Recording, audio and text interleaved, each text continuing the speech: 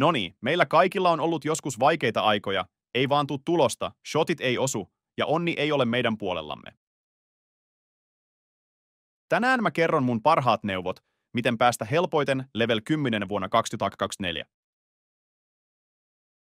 CSGOssa mun elo oli vakaa 3000, mutta ennen kuin mennään videoon, mä pyytäisin teitä tilaamaan kanavaan, koska olen aloitteleva tubettaja ja se motivoisi jatkamaan tätä harrastusta.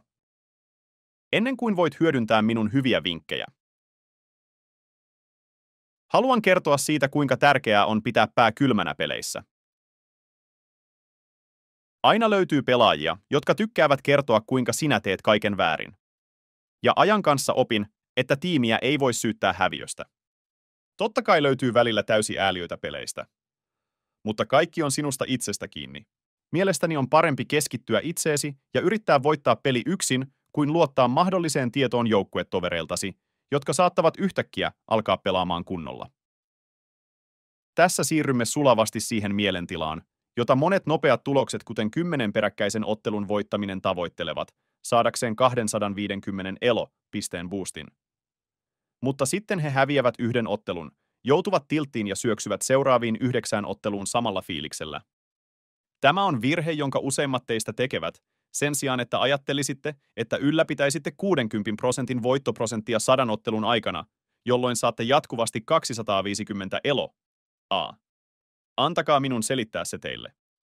Teidän tulisi pyrkiä voittamaan jokainen ottelu, mutta ymmärtää, että viimeinen prosessi tapahtuu.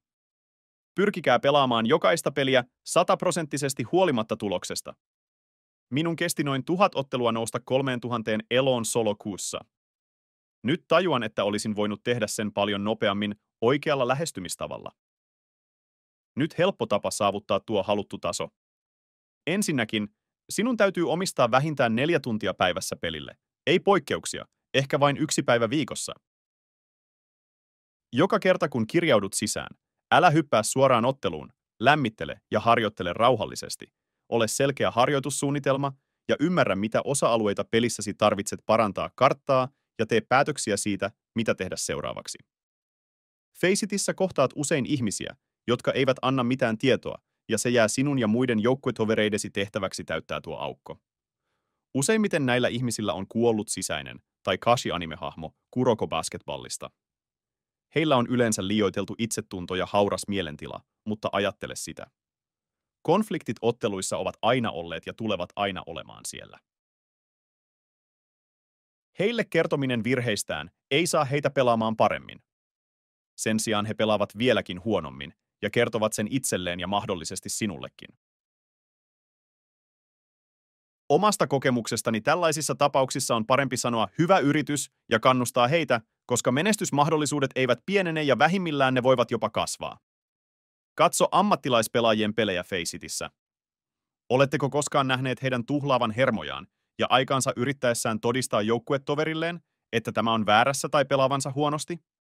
Ei mielestäni, koska he käynnistävät otteluita harjoittaakseen omaa peliään ja hankkiakseen kokemusta, ja sitä sinunkin tulisi tehdä. Tehokkain tapa parantaa profiiliasi on pelata vain yhtä pelipaikkaa kullakin kartalla.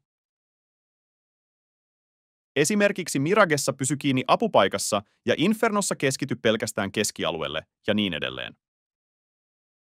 Valitse yksi paikka, jossa tunnet kaikki kikat, älä harhaile kartalla tarkoituksettomasti.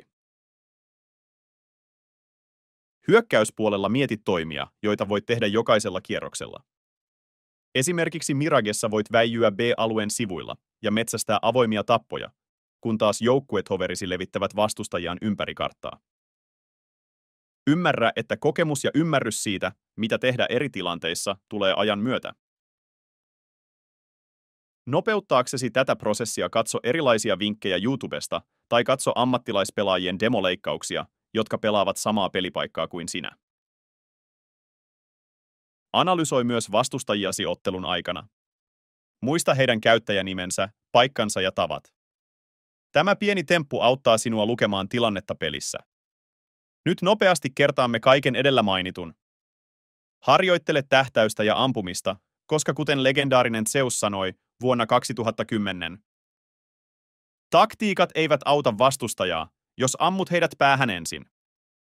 Aseta oikeat tavoitteet ja analysoi virheesi. Opettele kikat ja granaatit, ne auttavat sinua parantamaan peliäsi ja tuovat siihen vaihtelua.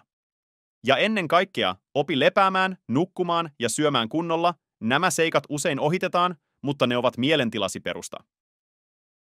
Sanotaanhan, että terve keho on terve mieli. Nämä olivat kaikki tärkeimmät vinkit, jotta saavutat tason 10 Facetissä.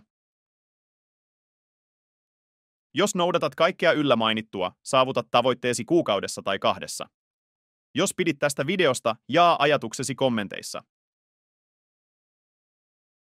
Ehkä sinulla on jotain lisättävää tai haluat jakaa kokemuksiasi. Älä unohda tykätä tästä videosta ja tilata kanavaani auttamaan minua saavuttamaan ensimmäiset tilaajani.